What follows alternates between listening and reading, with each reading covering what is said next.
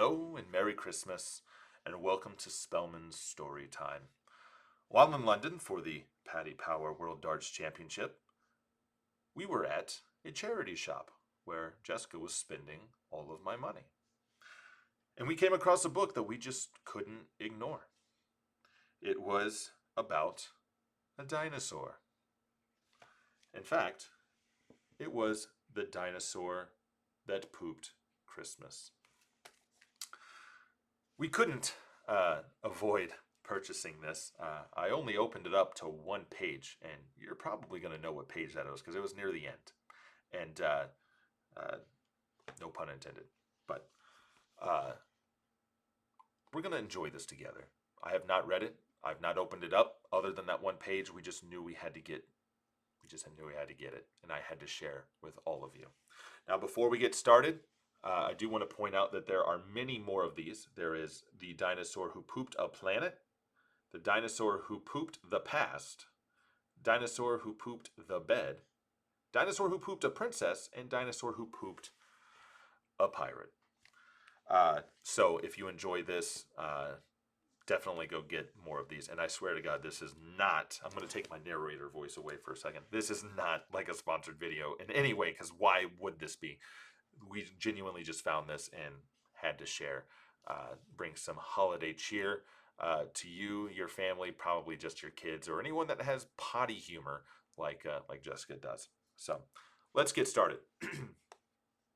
The Dinosaur Who Pooped His Pants by Tom Fletcher and Dougie Pointner. Illustrated by Gary Parsons.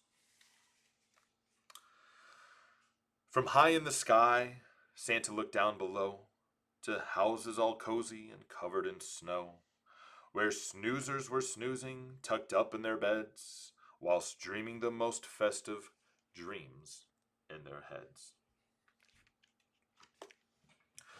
But one boy called Danny, a greedy young chap, the greediest chap on the planet, in fact, was lying awake on his mountain of toys, which stood even taller than most girls and boys. But that wasn't enough. Danny still wanted more.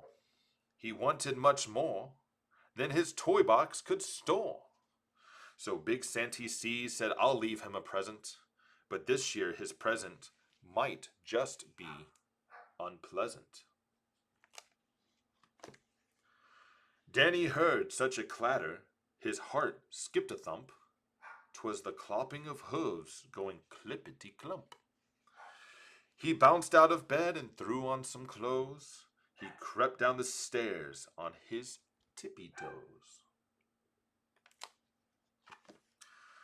There, under the tree, were gifts big and small, and a gymongous egg placed in front of them all. An egg, Danny said? Santa brought me an egg? Then out with a crack popped a dinosaur's head. It wasted no time on that cold Christmas morning and started to eat everything without warning. It swallowed the stockings and Christmas cards too, the red fairy lights, then the green and the blue. There wasn't a single thing Danny could do except sit and watch as the dinosaur chewed. Speaking of dinosaurs, Chupa's scratching and licking me and biting me. It chewed and it munched and it crunched on Kris Kringle, the reindeer, the sleigh bells, and all things that jingle. But it didn't stop there. There were more things to gobble, much more than the small shiny baubles that bobble. It ate up the cat and the dog and the fish. And from the dishwasher it downed every dish. That's actually kind of convenient. You don't have to do the dishes. The tables, the chairs, the walls, and the doors. Nothing was safe. Not even the floors. Now, reader, beware. The next part is scary. And if you read on, you'll need new underweary. Sorry, I was pointing at my head because I thought I had the Paddy Power underwear there over there. If I had known, I would have brought them over here. There you go. Danny's poor granny was knitting some socks, but the dino had no need for socks. It had lots. So it slurped up her knitting like strings of spaghetti and gobbled up Granny along with the settee.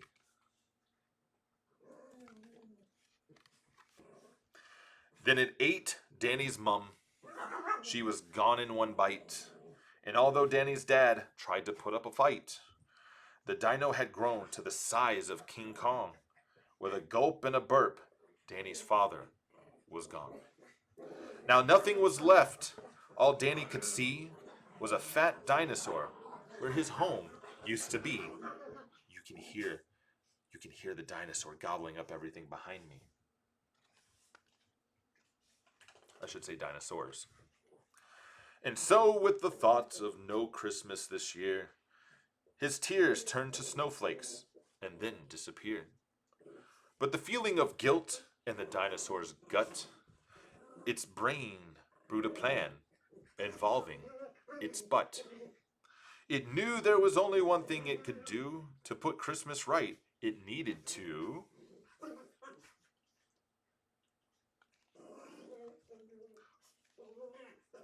poo.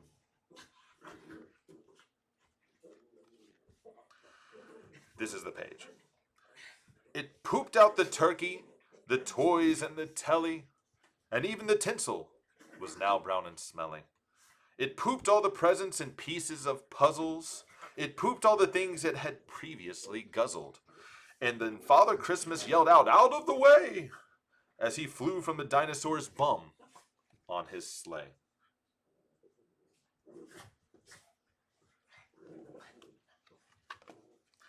The dinosaur finally gave a huge push and pooped Danny's parents in one massive whoosh. Last but not least, and never forgotten, Granny plopped out of the dinosaur's bottom. "Merry Christmas," said Dan to his whole family, as they washed off the presents and put up the tree. And the greedy young chap that you saw just before promised next Christmas he'd not ask for more. And the dinosaur promised he'd not eat a crumb, as you would if Christmas came out of your bum. I hope you enjoyed Spellman's Christmas story time. I hope all of you have a great holiday season. I hope all of you, if you enjoyed this, to patronize these wonderful artists by getting some of their other books. We already have, and we'll be sharing them with baby Geo when he's old enough. Jessica wants me to read this to a 1-month-old. If he's even that old, he can't speak English yet. He can barely open his face. I don't even know what that means. Anyway, enjoy your Christmas holiday season, and I'll see you in something else very soon.